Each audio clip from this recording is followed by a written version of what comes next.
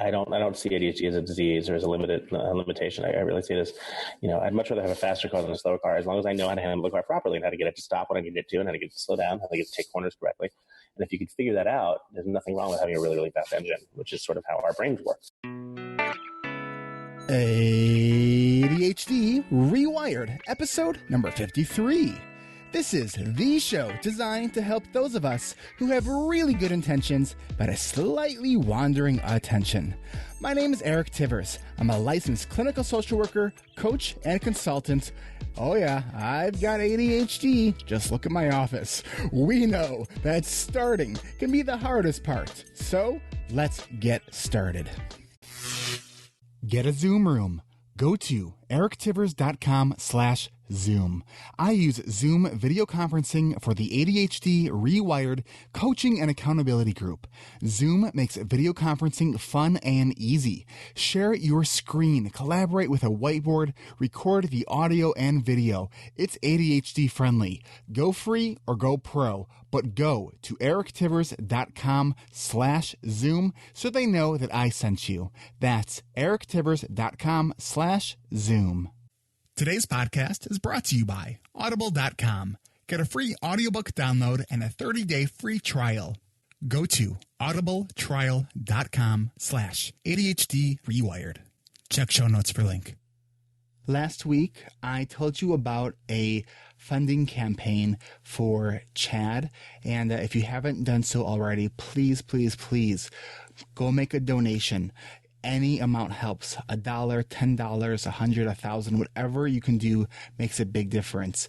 CHAD is a national-wide organization that helps improve the lives of people with ADHD. There are a lot of organizations out there, but there is none like CHAD. But they really need our support right now more than ever to stay a vibrant organization that can help all of us. Go to gofundme.com/1of15m and make a contribution today. That's gofundme.com/1of15m. The link to that will be in the show notes on my webpage, ADHDrewired.com. And thanks. Seriously, it means a lot. Welcome back to another episode of ADHD Rewired. I am here with my guest, Peter Shankman, in the virtual studios. I'm coming to you from Northern Illinois. And Peter, where are you at? I'm in New York City today. You're in New York City, and it's probably just as cold there, I'm guessing? Bit brisk, yes. So if you don't know who Peter Shankman is, that's all right. I first learned of Peter about a year ago. And he is someone who, in some way or another, has probably affected your life. He started the organization called HARO, which stands for Help a Reporter Out. Is that right? And then sold it a few years later. He has ADHD. He's kind of a social media kind of all-star. He really, he's in the top ranks of people who really, people go to figure out, okay, what should I do with my social media strategy? I attended a mastermind group that he put on in Chicago called the Shankmind Group. And one of the things that I love that he said, stop going after likes and just start being likable. And I thought that was great. Apparently you've consulted with NASA. You've done some stuff with the embassy in Chile. This is how I do my intros. I just kind of quickly scan over my the bio you send me. You are an author. You've been quoted, I think, in the New York Times. People come to you who are meeting planners, conference planners. He's a really entertaining guy, especially if you look up his video on YouTube of him eating what kind of chili pepper or beef jerky was that? Ghost pepper chili. You were crying. Yeah, that was a little brutal. Peter, welcome to ADHD Rewired. Good to be here. Thank you. So you have ADHD, and I want to know a little bit about kind of that story because you are a very successful entrepreneur. It seems like you are constantly on the go doing projects. It sounds like you're a person that doesn't do so well with downtime. I don't do well with downtime. I tend to find my best downtime. I'm reminded that there's a wonderful cartoon in the New Yorker where the wife is yelling at the husband because they're on a beach and he's on his laptop, and he goes, "Honey, I'm not a workaholic. I just work to relax." And I can so relate.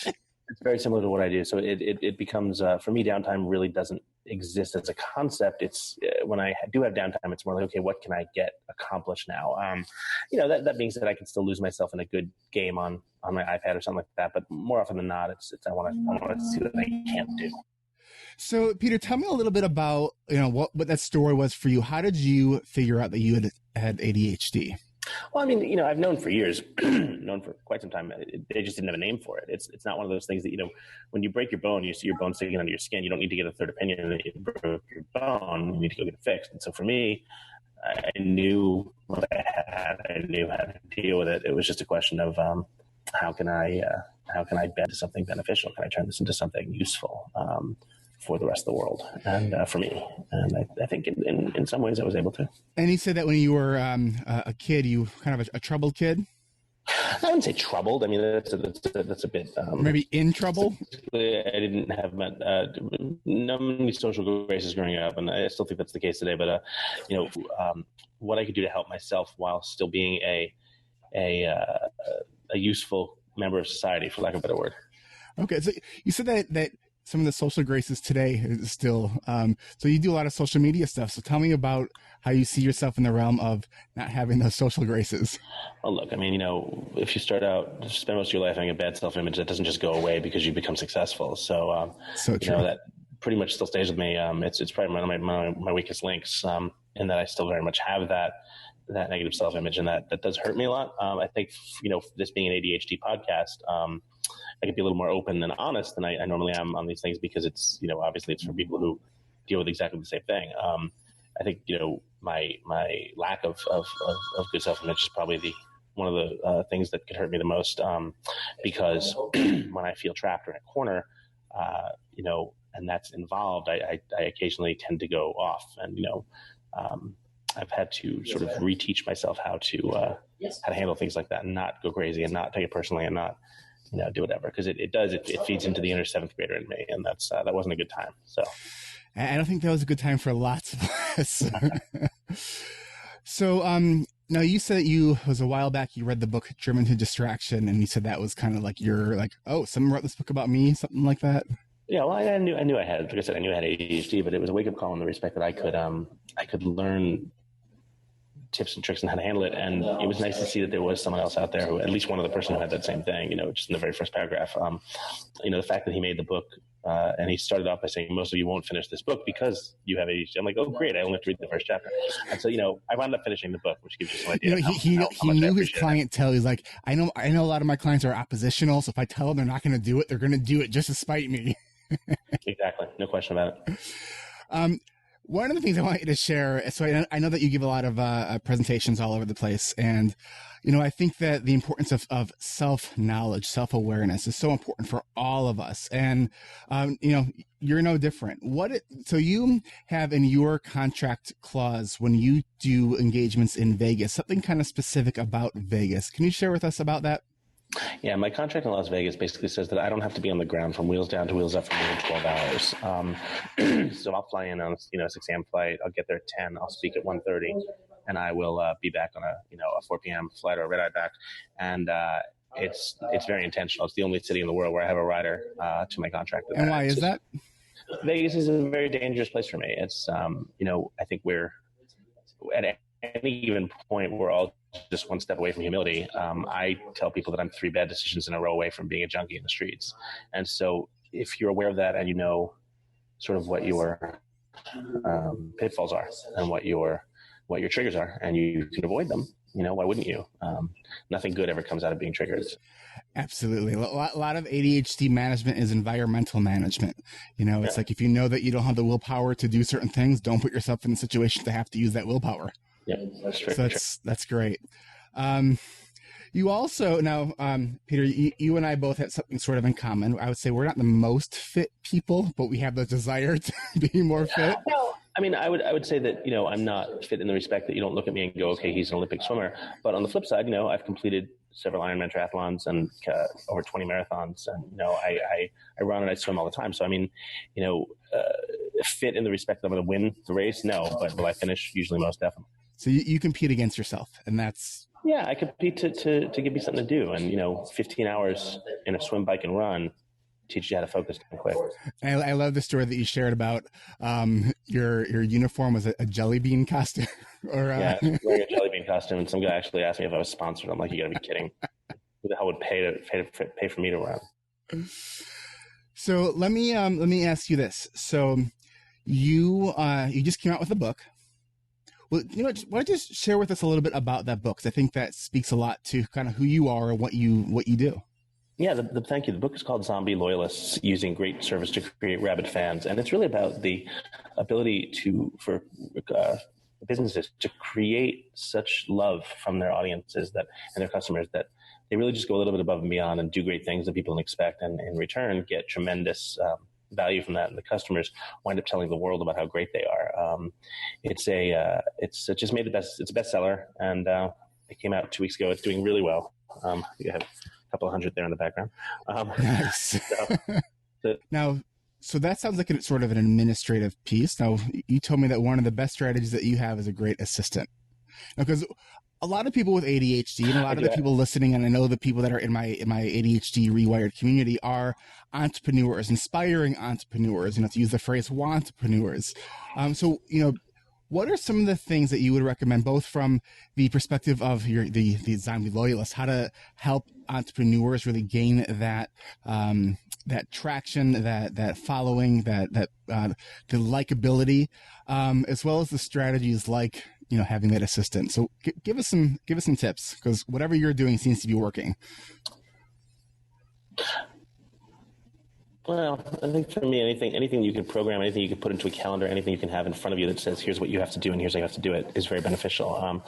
Flying by the seat of my pants does not work well for me because the next thing that happens if I do that is I have 15 projects all started and none of them completed.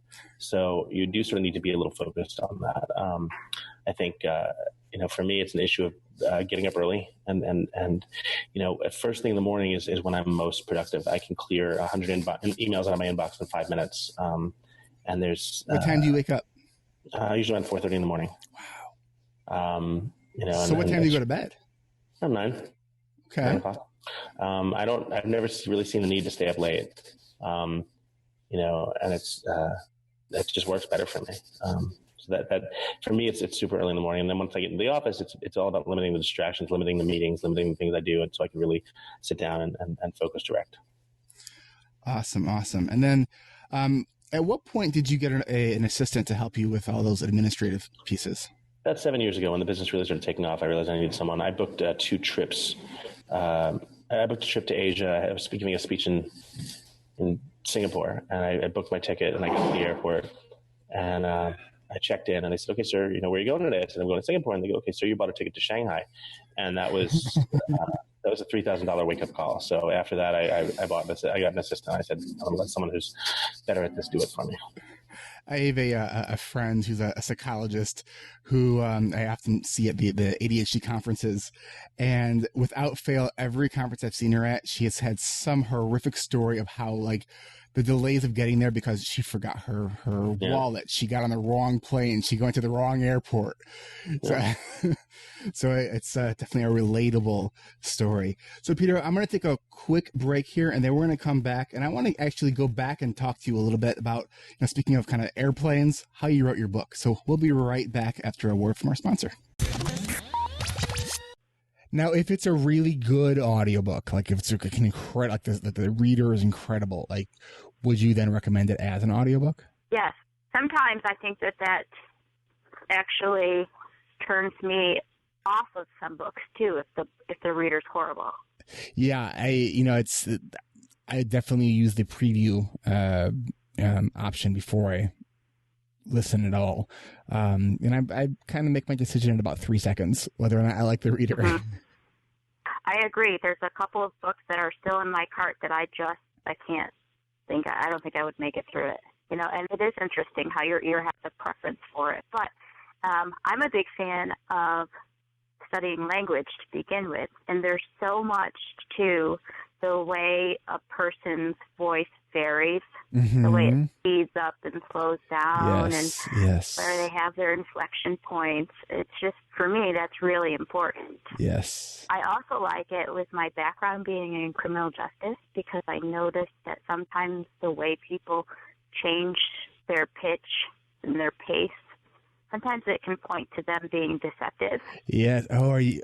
Okay. So I have a lot of interest in the work of Paul Ekman and, his research on microexpressions.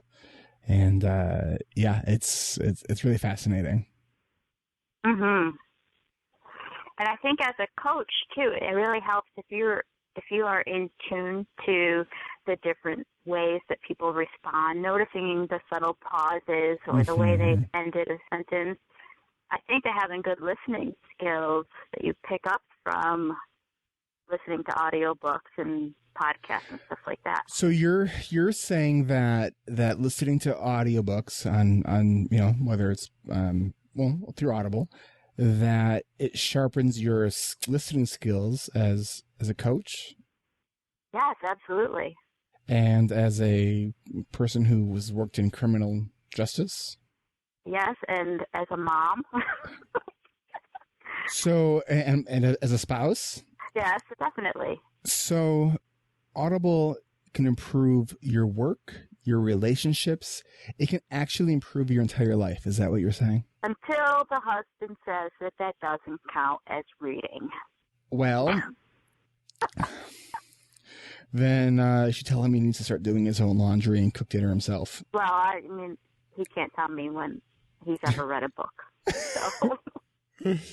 So he's saying this, yet he doesn't read books himself. Right. Go to audibletrial.com/ADHD Rewired.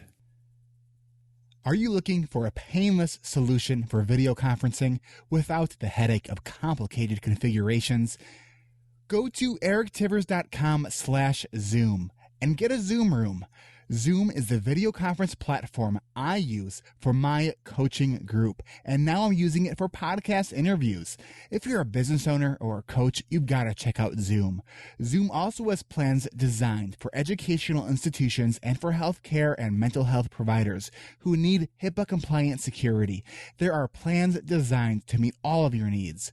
You can get a Zoom room now for free by going to erictivers.com/Zoom. Pro plans begin at just $9.99 a month. Go to erictivers.com/Zoom for the most ADHD-friendly way to connect with others, no matter where you are. That's erictivers.com/Zoom. And we are back. I know it's like the world's fastest break. Everyone, when we're recording, when I say we're back 2 seconds later, like, wait, what? I thought we had a break. So you wrote Zombie Loyalists, right? And there's a place that you seem to get some really good focus on. Tell us about that place. Yeah, I write all my books on airplanes. Some people hate travel. I feel most at home on a plane. When I strap in and I start to work, everything just gets focused and better, and it really is my home. I have a great daughter and a great wife who I love seeing and love coming home to, but I feel most productive on a plane. I think because when I'm home, I want to focus on them. But when I'm on the plane, I really I get all my work done, and I've written my last 3 books on airplanes. I book a flight to Asia just to write the book. So how much is this like basically a 2 or 3 day hyper focus? Is that not even? I fly over. I write the first half of the book on the flight over. I go to the lounge. I take a shower. I grab coffee. I get back on the same plane, same flight, 2 hours. I don't even clear immigration. Same plane, same flight. 2 hours later, and I come back. And I write the second half. Book's done. Yeah. Wow. That to me is just amazing. How do you do that? Wish I knew, but it's I've seen people who write a page a day for 8 months. How the hell do they do that? So that's just like your green zone. It just kind of comes naturally to you. Yeah. Wow, that's great, and that's so important too. Working in your green zone, the stuff that feels easy, and like one of the interesting things I find when I'm working with a lot of my clients is that they think that work has to be hard, and that if something is easy to them, they shouldn't be doing it because it's easy. It's like the stuff that's easy, the stuff that you can almost do in your sleep because it's fun and natural. That's the stuff you got to do more of. Agreed. So, tell us about right now. So what are some of the things that you have going on right now? I know you're probably promoting your book. What else do you got going on? I have the book. I have speaking engagements, and I'm running a mastermind series called Shank Minds, where I take 25 people all around the world and we put them in a room and we have them create better ideas and structure for their business. So it's exciting. I'm having a good time. I'm pretty busy. And I'm watching my daughter grow up, which is pretty awesome. That is awesome. Now, Peter, talk to me a little bit about being a dad with ADHD, an entrepreneur. I try, it's funny. I think that with being a dad with ADHD is actually easier than being a dad without, because being a dad with ADHD, you make certain rules to yourself. I will not be on my cell phone. I will not be working when my daughter is around me. And so if you stick to that, it's actually much easier, because if the phone rings, you ignore it. If the email button dings, you ignore it. As opposed to like, if you don't see anything wrong with that. For me, I want to be hyper focused on her, because my biggest fear is not being focused. So I work very hard on making sure that I am present. And that leaves me a lot of time to do everything else. But, it's all about priorities. So do you ever feel like that kind of tug of you're working too much and you're not home enough? Well, right now I want to work my ass off, and then when she turns 5 years old, scale back 90% and walk her to school every day. So I'm on that path. I think. How old is she? She's 21 months right now. Okay. All right. So she's a little bit younger. My son just turned 3.5 actually today. It's Friday the 13th. Oh, there you go. So, all right. I know that you have a limited amount of time. What are some things that we should maybe know about you? You're talking right now to your tribe.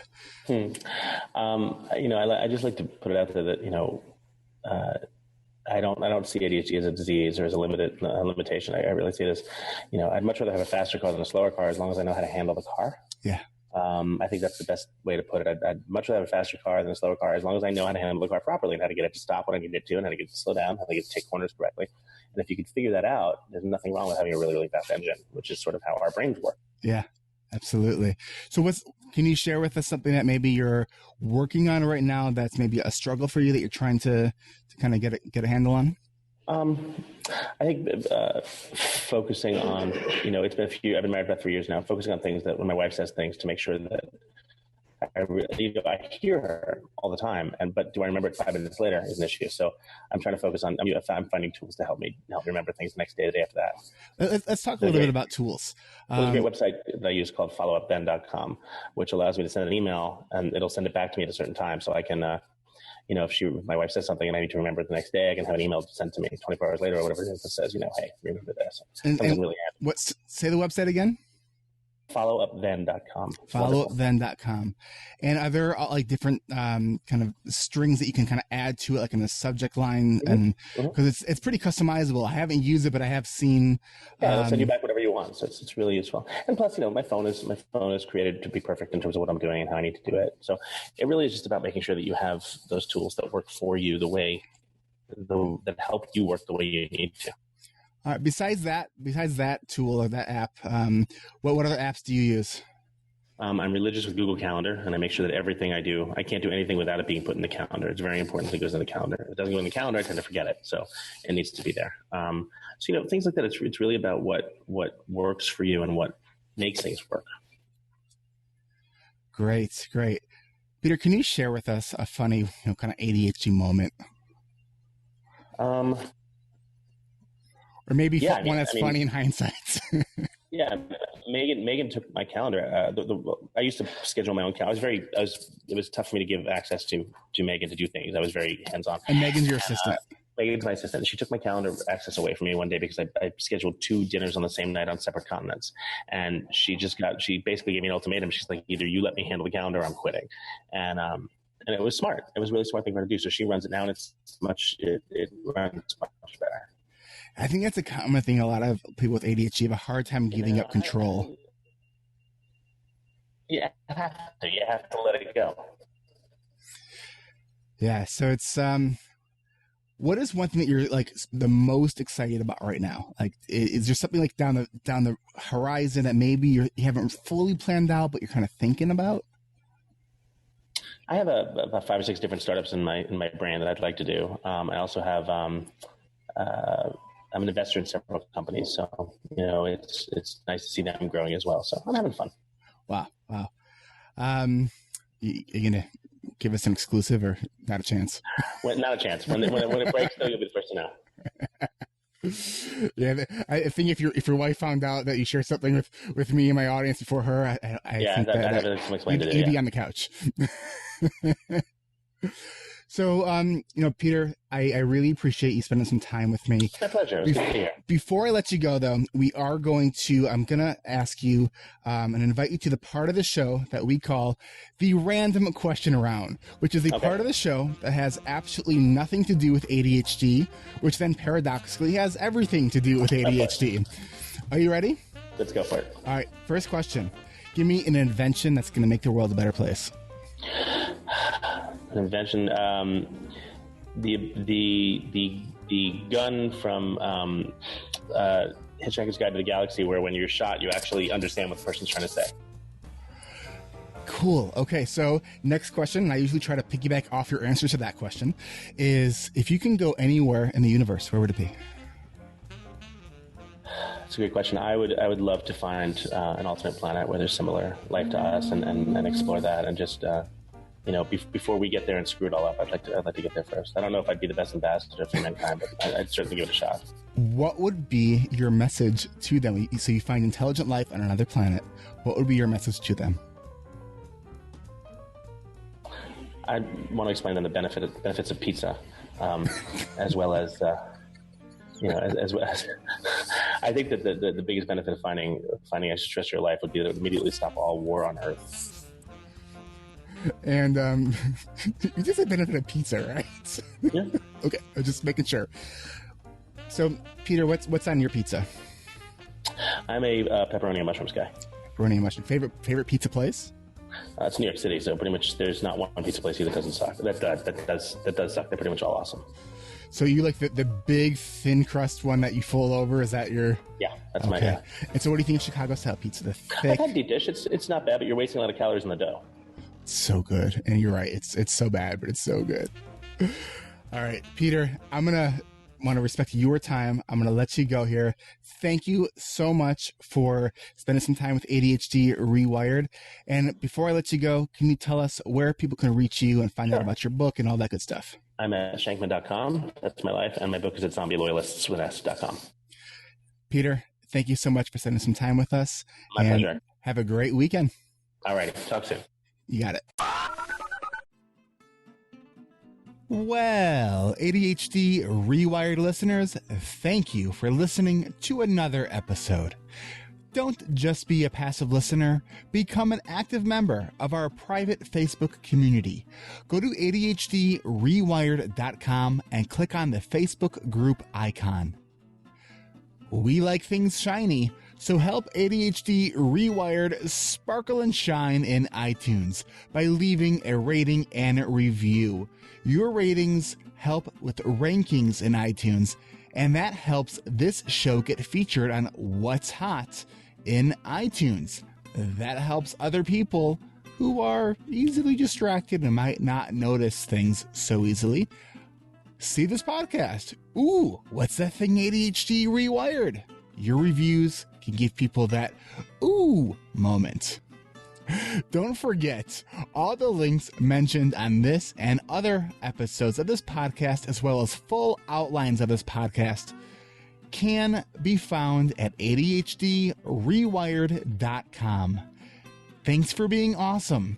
And remember, write it down. Trust me, write it down. Until next time.